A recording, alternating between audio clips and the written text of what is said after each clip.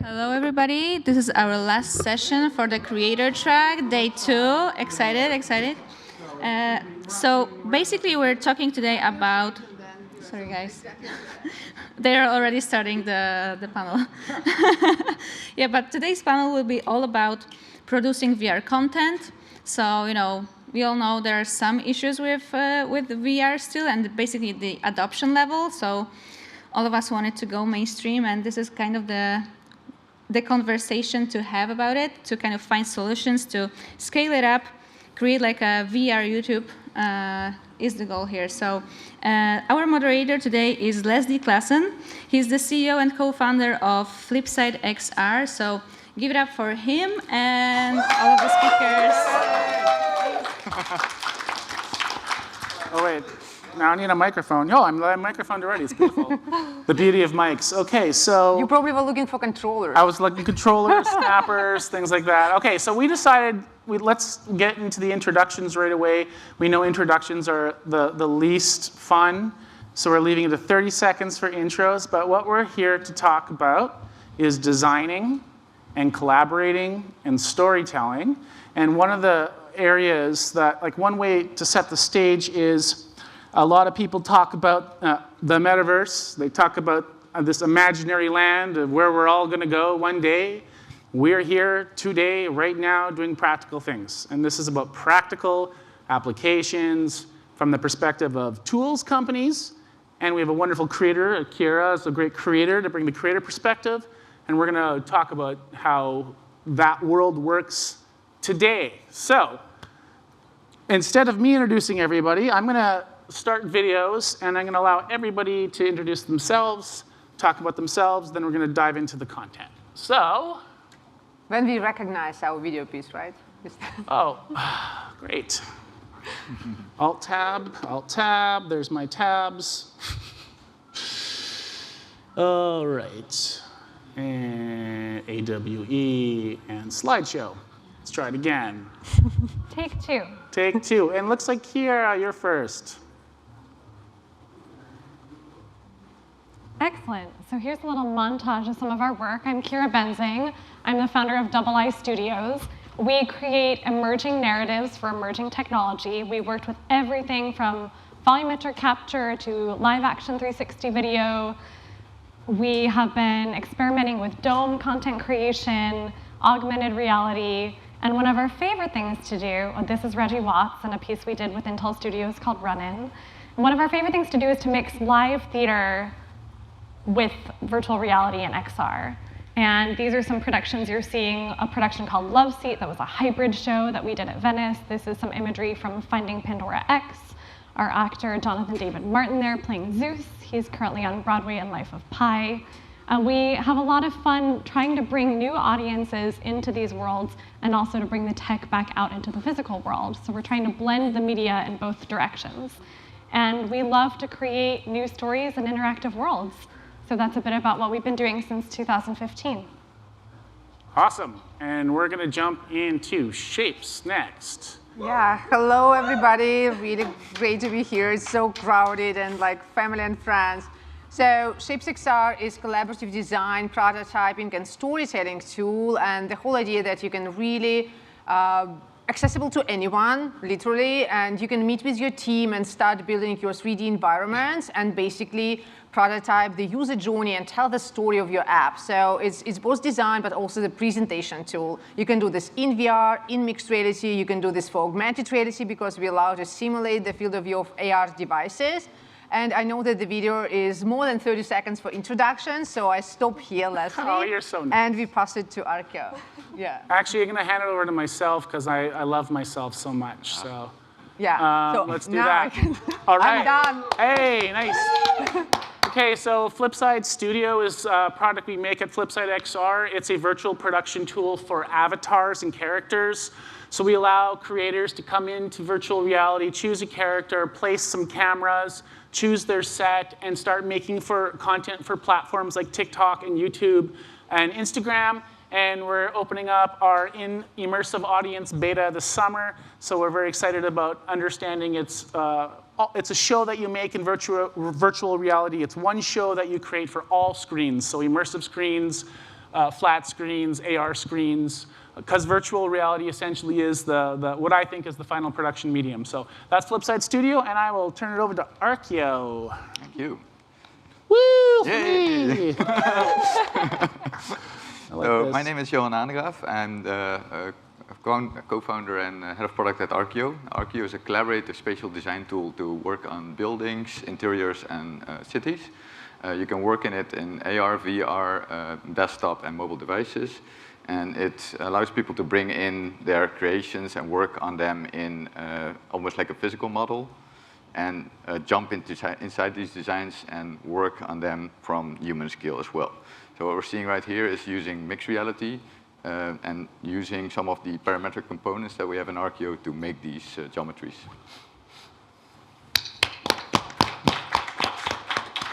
So I'm going to keep it on that front slide here because I think that sets the stage. There we go.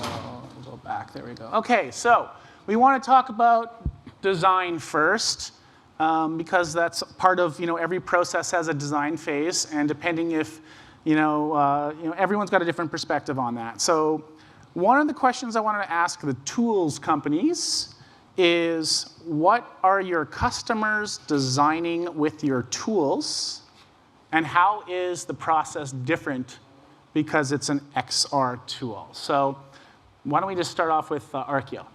So if you look at a typical architectural process, it often starts with people still working on 2D screens. So it's quite of a switch to make these people go into immersive environments. What we see, its strength of using AR and VR is that you can see scale a lot better. So the designs that are being made, they're often much more human-centric, and they're much more about the experience as the user than designs typically made for a picture, basically. So a lot of designers and architects, urban planners, they're working with 2D, basically they're working towards a perfect image from a perfect angle, or like a top-down view, and it looks good from there. But VR allows people to make the designs better from the human perspective. If you want examples, I can give some of them. Well, I think we might do examples. Yeah. But how about shapes? I mean, I know that like Arkio, you're talking about architecture, and shapes, you're talking about this like immersive presentation. And I'm wondering what kind of cool things your customers are doing with shapes. Yeah, so first of all, we exist for all the XR developers out here in the world. So anyone who wants to build for VR, AR, MR itself, we decrease the friction to start building your own apps, which sounds like to be a very, very niche thing, because Shapes XR is a tool for XR designers. But who is an XR designer? Is it a Figma designer? Is it a Unity developer?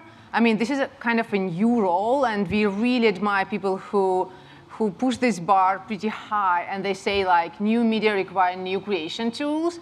And if you ask like how people used to work and how they work today with Shape, they used to work, you can just do everything in Unity. That's it. I mean, it takes lots of time. It requires you quite some budget, and then you ship it, and you just pray that it's successful. And then another way is like you still have designers in the team, but they usually use like Figma, or they brainstorm together in Zoom, I don't know, or Miro, whatever. Then again, they have to pass it to developers, and developers make the build, and then, for example, the product owner, and this is, by the way, how we started back in 2016 building for VR. So you basically wait for the build, always keep sending emails, I need the build, and then you go to this build and send your comments in Slack. So it was a really broken process, and you don't have any control of the app that is going to be developed. So, and then, again, no way to run any user tests before you actually build the app, before you code it. So in Shapes, we can meet all together, like from step zero. We ideate, we brainstorm what we're going to build. Then a superhero designer, because now he's a superhero, not the Unity developer, can build a prototype. We can run all the user tests and then pass it to development. So basically for XR designers, we hope this is going to be eventually a Figma for XR. But yeah, so some use cases opened, given that it's so accessible for 3D creation, and probably I have a chance to talk about later. Yeah, we will definitely get into some examples. Yeah. And we're going to shift gears and talk around the storytelling creator side, because we're talking about what our users create in our tools, but what do creators use as tools? We use a lot of tools, and I bet a number of you have been using some tools too. Do you mind, Leslie, if I ask a question to the audience? Sure. Yes. I'm curious, for those of you here, and so excited that we're all in this shared space together and shared time, how many of you have used some of the tools of the founders on this stage? Put your hands in the air. And how many of you have used Tilt Brush? Yay. More hands, great, exciting. And keep your hands in the air if you have a sense of your body or you don't even feel the sense of your body when you are using these tools. So hands up if you have a sense of your body while you're using the tools. And do you have a sense of time when you're using the tools? Keep your hands in the air. Right. Okay, that was what I was hoping to discover, is that what's very exciting about creating with all of these tools is we start to lose ourselves in the creation process. I think it's quite beautiful, and it's an evolution for where creation is going. I think this is the next generation of creation. So when I work with my artists and designers and we're trying to build an interactive world and reach our audience, for us to work with tools that put us inside of the process is one of the most important parts, because we spend the most time working in that phase of process. The final delivery of the product and getting the piece on its feet, the final show, is just the icing on the cake. It's all of the layers creating the cake to get there, to get to that icing. So for us to live inside that creation process is incredibly meaningful, and I think that we do, it starts to change what's happening with our bodies, with our sense of time, and it gets us closer to the creation process.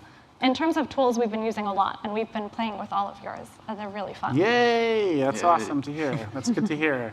Well, I mean, I'm gonna play host and company, and I'll talk about what we're learning from our creators. And it's funny because creators, in the sense, are these like Ari here. Ari, we've just brought Ari on as our community manager, but he's an immersive theater creator.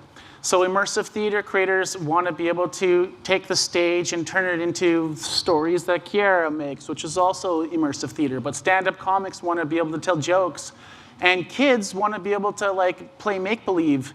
And all of that is a form of creation, and they actually want that lived in design space because it becomes a whole different way of creating. So we found out that our users are doing some really fun things. We have rec room level young users that are playing house and make believe, and then we have these users that are almost playing recess games. And our platform is not a gaming platform; it's a creation platform. But we're finding that they are creating in the style of recess play, and they're also then starting to create structured play that's becoming more like vloggers or VTubers. So it's interesting to see these younger kids playing, and the older kids are already realizing that they're becoming future VTubers, and they don't know it yet. And then the professionals are already totally embrace the virtual creator space, and they already know where they're going and what they want to do. So there's a whole spectrum of creators and users, and some don't know even what to do in there, and some of them are already innovating and pushing, which I think is super exciting. And before we move to the quick topic, what's quick examples of some things that are practical things you've seen your users make? Well, we started off actually mostly making blocking in RQO. So we had some in the early days we had a lot of urban designers work in it, and what we saw happening is also because of the collaborative features, it made it possible to get some of the municipality work and things that typically happen with physical models to move that virtually. And that greatly enhanced also the outcome of the designs, because people were actually collaborating on something in real time. And typically, if you have a foam model, you can move some blocks around, but you cannot just stretch it out of thin air, a new thing. So you're limited to the building blocks that you would have. And having something that is in the grips of your hand and giving creativity to anyone that would be in that meeting, it comes to design outcomes that you would normally not be able to see if you would have traditional tools. So examples are like some urban designs that they decided to build things more compact because it resulted in better spaces and better public places and squares. For the architectures, spaces, it helped to make entrances with higher atriums and lower balustrades to get better views. And for the interior designs, it's people designing, for example, their own homes and kitchens. They were play testing together with the family how it would be like to have that kitchen cabinet a bit higher and lower, or cut holes in their walls. So they've been using, playing, finding the best solutions by just trying it out. Awesome. What are your users creating? What are some specifics, like this, that? Super specific. I see clients here. So Nanam, what are they doing in Shape? So they actually design different tools for their own app, and Nanam is incredible. I mean, really recommend everyone to try things to discover moleculars and like learn to some extent, chemistry and stuff. But I mean, at an XR app, both VR and mixed reality, they need the tool to design, like how the teleportation should look like, how the user is going to engage, with this molecular and stuff. So another practical example would be Trip. And I see Cody here, and then Sheep, they also have to design, their user interfaces, like how people are going to engage with the UI and what the user flow is going to be. If you talk about XR overall, I'm sorry, probably there are more people here from client's perspective. So if you talk about real-world design, I did mention already several times, like Logitech, that started as an XR tool. The XR team used Shapes, but eventually they designed the real-world venues like this one, but much more futuristic for the game conference that took place in Berlin. And they kind of brought all the sponsors in and all the marketing people, and to calculate all the cost of this event. Or the company Mondelez, which actually is the company behind all these favorite chocolates like Oreo and Milka and stuff like that. So they do their future of retail design, like how this chocolate should be, in actual physical stores. But given that you can step into it and not just look at slides, and you can explore it, and you can even play it, how people are going to grab it, and like really model all the user flows. These are some practical examples. Again, like for XR design, it's user flows, it's UI itself, and actually how this is going to work. And for the real world, it's venues and stages and again, like storytelling. Yeah. Yeah. Okay, well, I'm going to move into the collaboration side of the conversation. One of the fun aspects of all of our tools and a lot of the creations that you're doing involves multiplayer technology. And multiplayer's been around for a long time in video games, but it magically becomes something a million times cooler when it's in an XR experience. And so I want to talk about what is the importance of collaboration in creating, and why is it important that we have collaboration. And I'll just speak quickly about with Flipside, for example. One of the fun things that we're seeing is one creator comes in and they really love to perform. They want to sing or dance, but they don't want to be a filmmaker. So another creator will come in with a multiplayer session and they'll be a camera operator. So suddenly you have creator teams working together. And then you discover there are roles. And so it's an interesting way of looking at roles and collaboration where you split skills. And so the more we are exploring with our user base, we realize that we have a multi-skilled user base, and certain users move to one thing or another. How about yourself, Kiira? You have these very cool multiplayer theater shows. How does collaboration play into your whole creation process? It's part of the creation process from the start. So one of our core principles is social connection. We want that in our shows, and we also want that in the creation phase. I love what the French artist Armand had to say about the design process. He said design is more of a kitchen than a knife, and more of a lab than a beaker. And when I think about that, and I think about when our teams are working inside of these spaces, it's great to have them be multiplayer because we can pull our entire team in together and we can take things apart, we can distort, we can do the unconventional in VR and in these XR spaces than we could in a flatter creation process.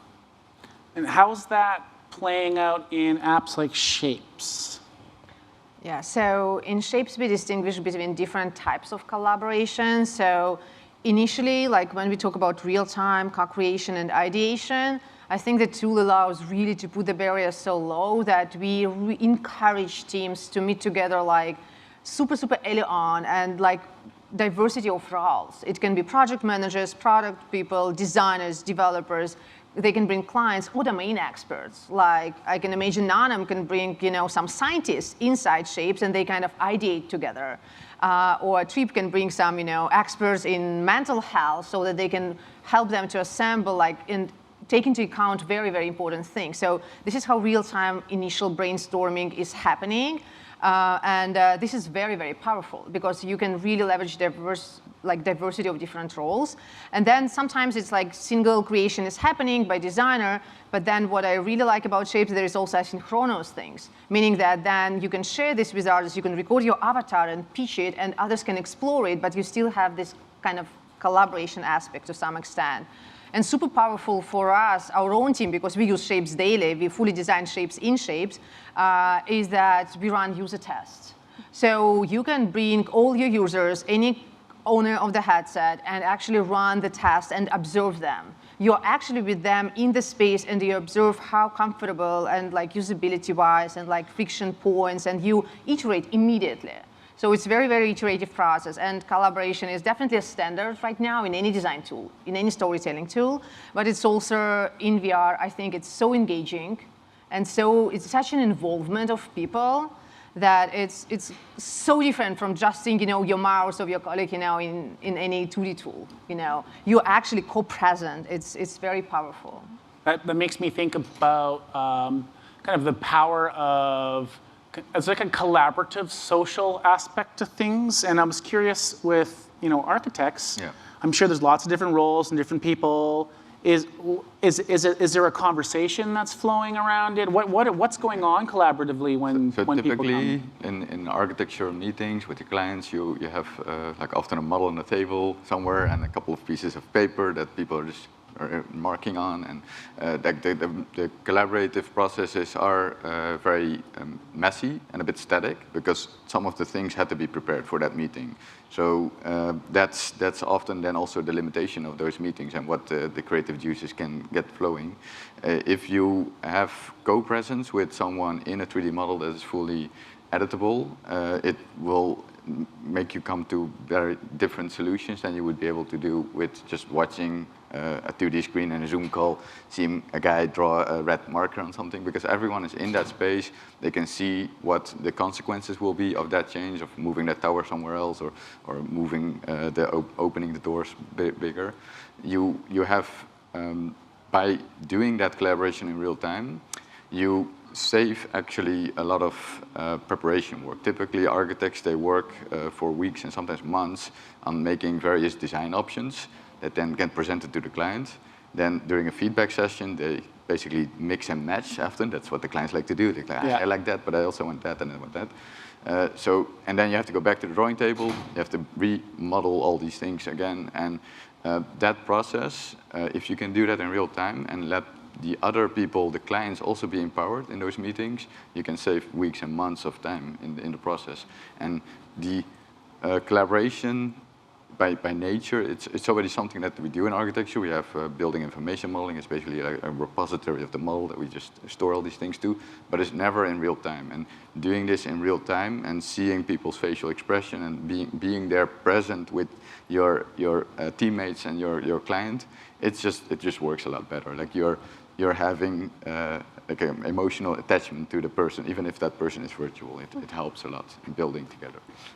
And I want to stay in multiplayer collaboration because we did this cool project with a company in London, and Fredco, that's right. That was it's a wonderful collaborative interactive theater troupe, and they created a 5-episode sitcom improvised show that was done live in front of an audience, but also to YouTube at the same time.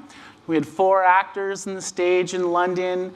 There was an actor in Montreal. I was in Winnipeg, and I was operating our virtual cameras. And we had a few other people working together to create a 45-minute live sitcom. And we did that over a week.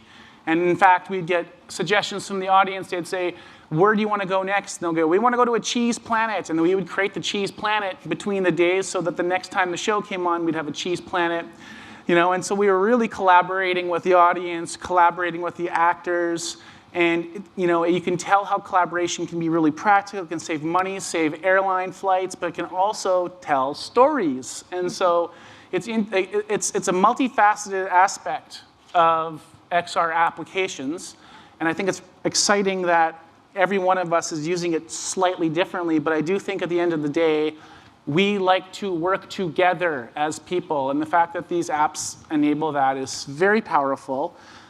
But I want to bring this to the land of storytelling, because that was a great story I got to tell about this thing we did with this London team. And thank you for the clapping. It makes me feel even happier. Another set of clapping. But I want to know more about, because I think storytelling is actually about communication. And all of us are communicating something differently. Sometimes stories are very entertaining, but that entertainment might have other depth to it and a lot of ideas in it. Sometimes storytelling is about getting information across. So I'm wondering if you can tell me more about how you think about storytelling in the context of your experiences. So when you're creating pieces, Kiira, how does storytelling play into your process? I think we're always thinking in terms of story every day. And of course, we're dealing with what our sort of big question is that we want to unpack in whatever we're doing. So if we look at Finding Pandora, of course, is about the loss of hope, and we're trying to unpack this very complex mythology that we don't quite understand about what's happened. And as we go into our coding and our user journey, our player journey, we think about where we want the audience to collaborate and hit these different points in the world.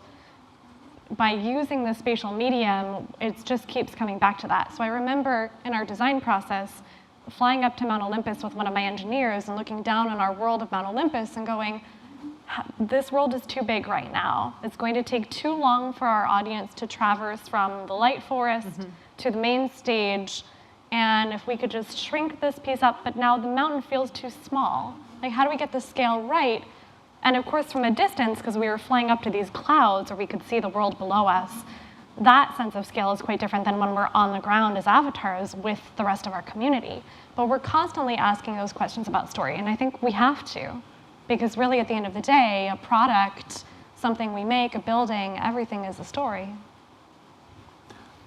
I could not agree more. And I'm going to change the order up. I'm going to go to Johan first. I think this actually has a nice overlap here, because what you see is happening in architecture education.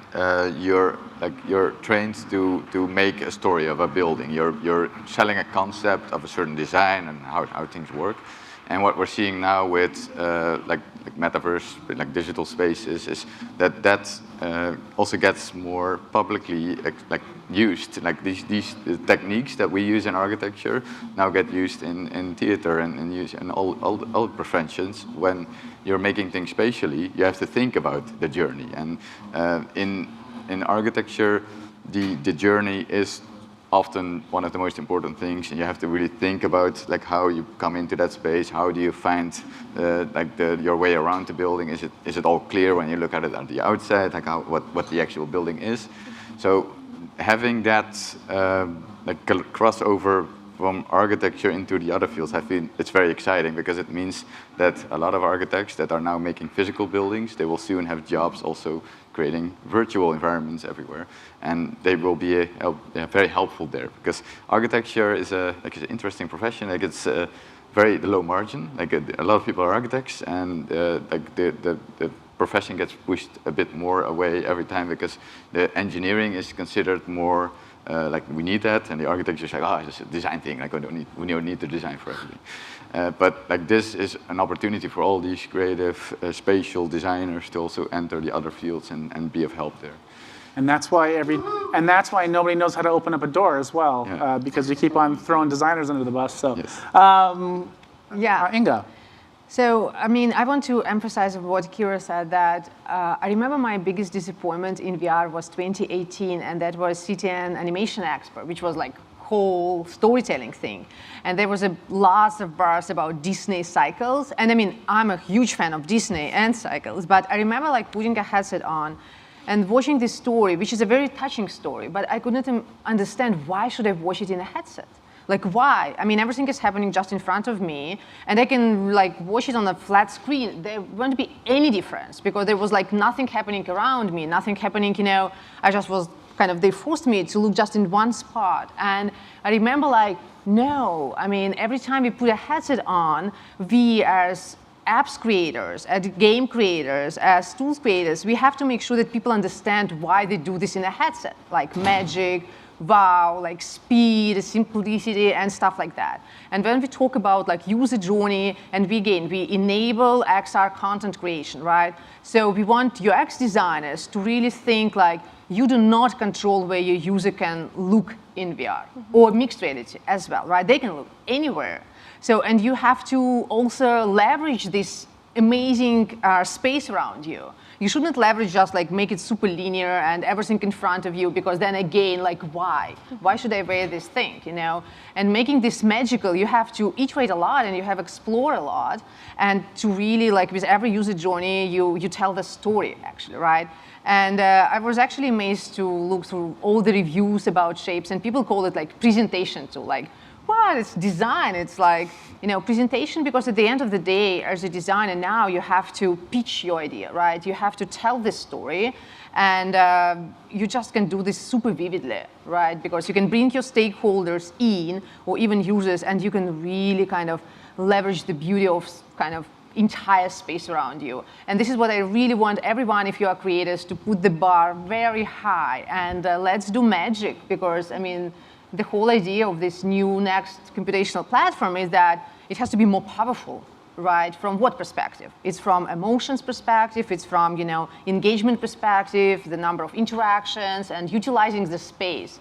So that's something that's very important. And for storytelling, again, you have to experiment a lot, and make sure that you always like leverage your user attention wherever they look at, you know.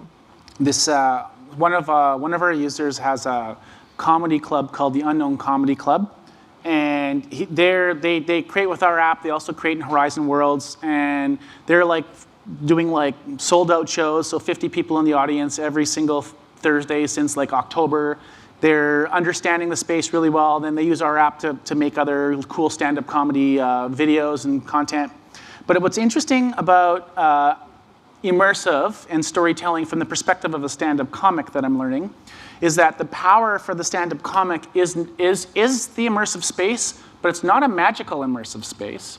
It's the distributed stage, and it kind of brings the storytelling and the multiplayer together. Okay. So what they've realized is stand-up comics have always been limited to be able to sell out shows in one location, and this would be the room, and you'd sell out tickets and it's done.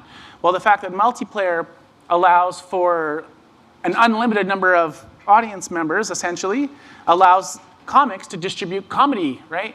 But the storytelling part of that is that they are taking very big cues from the real world. So just like how we walk into this space, there's a lobby. So this comic has a lobby. And that lobby goes, they created a virtual reality drug den, by the way, where you can go and hang out and have like, eat something they call metables, which are basically like meta, like fake drugs that go into fake trips that they, and this is their culture. And so they're actually building a culture. They're building like a lobby to come into it. Then they have a nice stage where you go into the stage and you watch the show happening. And then after you go to the drug den and hang out and talk about the comedy show. And so but it's funny because it's those same ideas that you're talking from the architectural and design side, where you're talking about from the fact that you have to fly over the clouds and look. It's that understanding that cadence of like, where am I now? How am I onboarding? What's the next thing I'm doing?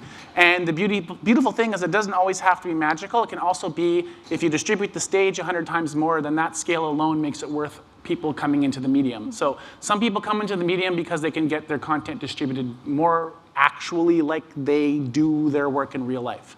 So I just wanted to share that component. I was just wondering, you know, I want to leave 5 minutes for question and answers, so we've got 5 more minutes left.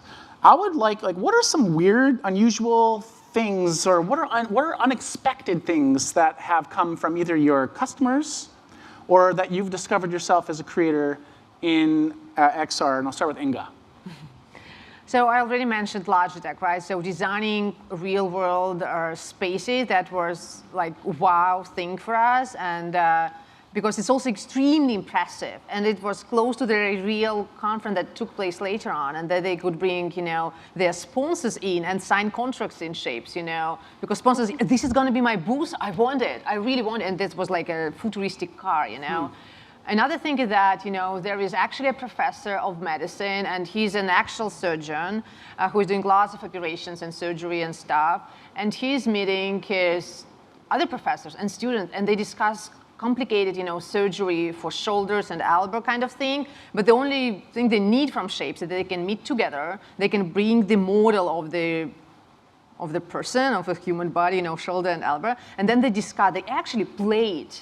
They don't actually create anything, they play it. They play how this is going, like where the needle should go, like how they should do that. And they don't need even force control, like to feel it, but they can literally discuss it in all the details. And they do these sessions all the time. So they used to meet in the hospital, but now they meet in VR. So that was like, wow, that's an interesting. And just recently about like this research on heart diseases, they also bring all the heart models, That's something that unlocking really to so many real-world use cases when people just need to be engaged in the same space, work with models, and work with different assets, and and play over it, and try it, like as if they meet in the real room, right? Because we still have hands there, we still have all the instruments, and we have ourselves, so it's very impressive.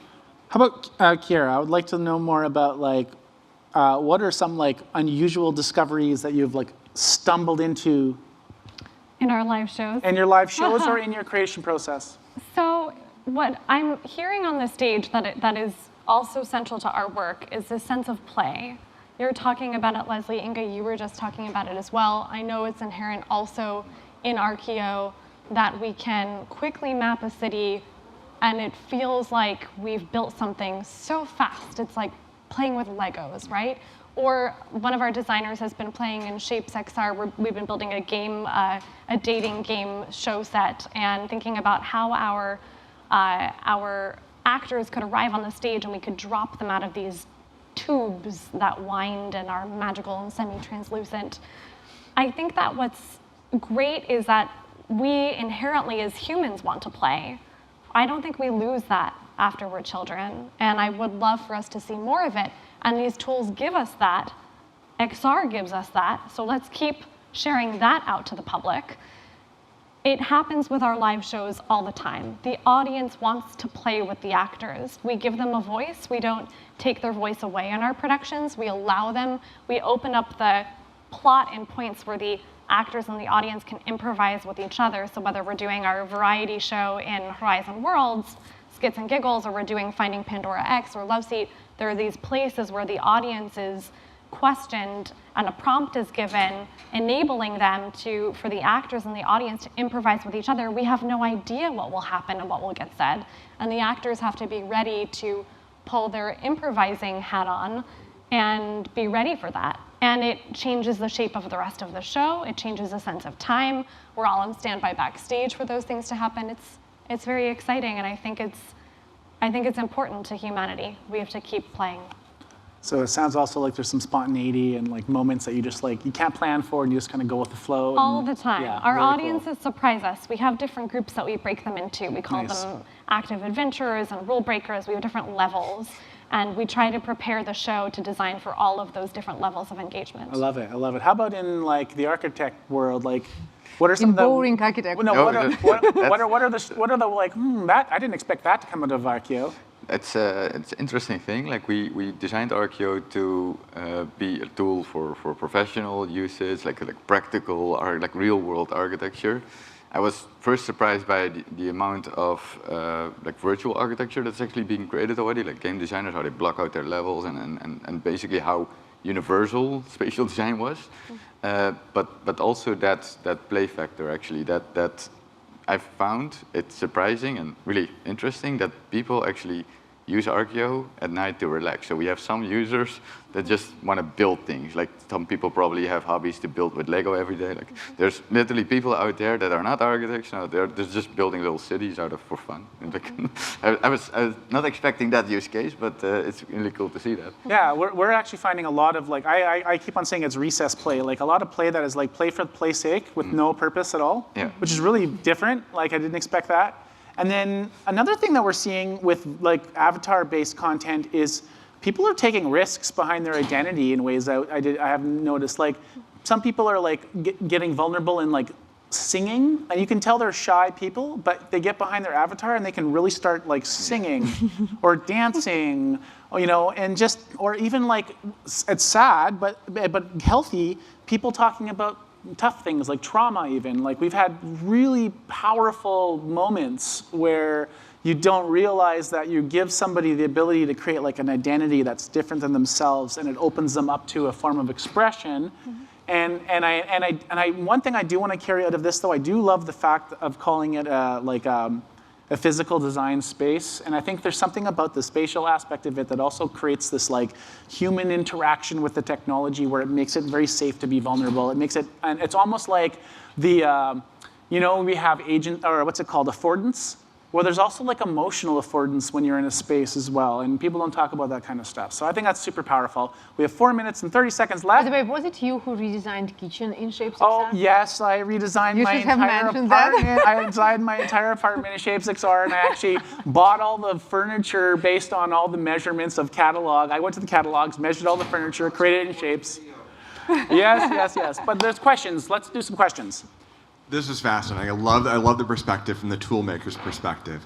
If you go to a craftsperson, a master woodworkers, you'll find in their studio, in the woodworking shop, jigs that they've made. Stuff that wasn't in the tool set, but they made their own tools. I'd love to hear what kind of tools your master craftsmen and craftspeople in ShapeXR and the architectural tools, what have they created that you didn't expect as product owners? Have they created, what tools have they created to make tools? Oh, interesting. So, I mean, like very, very high level, tools use shapes to design other tools. Like they use shapes to design Horizon worlds, or they use shapes to little bit do some UX for Flipside, or Masterpiece Studio that is going to release on Quest, because it's still about UX, right? Very different tools, but you still need to have user journey and UI kind of thing for sure. And also, you know, like given there are different use cases, we have so much feedback, you know, like what else would be super helpful for different use cases, like tooling-wise? What else do people need, you know? We never tried to do shapes an artistic tool, to be honest. It's really focused on its kind of thing. But given that it's going so horizontal right now, and really becoming, to some extent, Google Slides for 3D and immersive, people just want to build pictures. So requests are coming, you know, for some kind of artistic tools. But again, like we even love to see interfaces inherited from shapes in other tools, because we don't mind that. We are actually here to enable anyone build XR content tools, you know, more tools. It's great, you know, and inspire anyone. But we are not happy with even our own UI yet. We still kind of really fight to make it a flow, so that it's really, the time session in the headset is limited. It's like we can't afford 8 hours just working, right? So we say that you have 1.5 hours, and within this flow, we want you to build something meaningful and play it immediately. So, and for that, you don't have to have friction with our own, you know, menu and stuff. And we have lots of iterations, A/B testing, and like some great things are coming. I'm gonna make it a one more question. I'm gonna like keep it a Inga on this one. So come on and let's do it. Thank you. Go ahead. Hey, so this is super interesting. I want to give you guys a chance to bounce off a little bit, go a little vision, because we hear a lot about collaboration, right? We hear about storytelling. I want to know about what are you all seeing? It can just be your vision, can be your dream, whatever. What is it like to collaborate with the computer? So we have a lot of talk about we're collaborating with each other, and my colleagues and I have done Wizard Behind the Curtain. I do a thing, and then they perform as my agent, right? But we now are starting to have, what does it mean to collaborate with the affordances of the computer? When the computer is also an actor in our space, or whatever, I don't want to say the metaphors, right? I just want to know, what do you all think about that? Give us some cool juice. Okay, I'm gonna give it a one liner, and then I'll pass it around because I'm the host and I can do that. So. It's fine. Actually, you know what's interesting is we just integrated. We did a Blockade Labs integration, and it's interesting because I'm going to go and talk about around collaborating with the computer by actually being able to change your virtual set with voice prompts. So, one area that we're very excited about is people want cool places to act in, and we just can't. We can't make enough cool places for them to act in. They want all the things and. How we're getting collaboration with the computer is they're just saying, I want to be in a forest with a tree and a dog, and bleep, they're in a forest with a tree and a dog. And they're starting to play off of it. Another way that we're also collaborating with the computer is we're actually allow motion capture recordings of ourselves, and then you can play and you can collaborate against your motion capture recordings. So we're using the technology to allow people to create these really interesting stacked, layered creations with themselves. One of our users has made 100 layers of collaboration, and you can't even watch it. You can't even play it back. It doesn't work. Our system's broken. But that's how badly he loves to play against himself. We have 2.5 minutes. So I can maybe answer that one. The computer, I think it's a great enabler of a lot of things. And in architecture, we have very specific tools for doing all sorts of operations. What any kind of algorithm currently can offer for the creative process is very interesting. But I'm especially interested in the AI and what that will do to further enhance this. When our typical CAD tools that were made 30 years ago, BIM tools, they're not even capable of having real-time computer suggestions based on the 3D CAD data that you're actually manipulating. And I'm really excited about that part as well, having the designer that already feels really empowered because they can just reach in and do things with their hand, to be even more empowered because the computer will generate things for them that they might want to do, or just give alternatives really quickly to let them choose between. And the fact that you can feel so powerful with technology, I believe that's every one of us is a bit of a sci-fi geek, because otherwise we wouldn't be here. But that really feels great as a designer. You have all these ideas in your head, you just want to get them out of there, and having a computer to enhance those ideas, it's really, really powerful. And just given that we now talk about AI to some extent, but anyway, so we say that sometimes people really feel like they are the god of the world when they design in shapes, because you can be huge and everything is just like dollhouse and thing, and they're superheroes there because they're super smart in shapes. You can't be sometimes, stupid in Blender or somewhere, but in shapes you have to be smart. If you are not, it's our fault, right? Email us immediately because we want you to feel yourself superheroes. When do you feel yourself superheroes is when you're happy with the result you received, right? And coming to AI and interaction with the computer, I mean, just recently Paul made this post, of this AI chatbot. Like you still want to have full control of that. You still want to be the god of the creation, not just, participant that AI generates your skybox, wonderful, generates lots of assets, great. So, but just make it another superhero characteristic. So yes, you create even faster, but you really control everything that is happening, and you tell the story. You tell this you own this app. And that's why, John, coming back to your question, I think that is quite natural. So we want you to talk to someone that will be another, present in the tool, and then ask to help you be even faster, more iterative, help with, not to start from the blank page and say, I want to have this kind of environment, immediately, done. No, another one, done. The one you are happy, not the AI is happy, you are happy. Then you are keep creating things. So probably that's something that is really near term. We have 30 seconds. I think that we're all creating tools and systems, and many of you are in this room as well. And I believe that at the end of the day, our goal is to make the human experience better, and we're working on human-centered design. So from the collaborative process, from a sense of play, from making better urban spaces, from making better entertainment, we are trying to have better humanity. So my hope would be that we keep coming back to the human in conversation with the computer and how to create a better humanity. Awesome. Thank you. Couldn't end better than that. Yeah. So thank you very much for coming out, and that's our panel. And we can answer your question. Just Yeah. come here. Yes. Yeah, come. Yeah. Wow.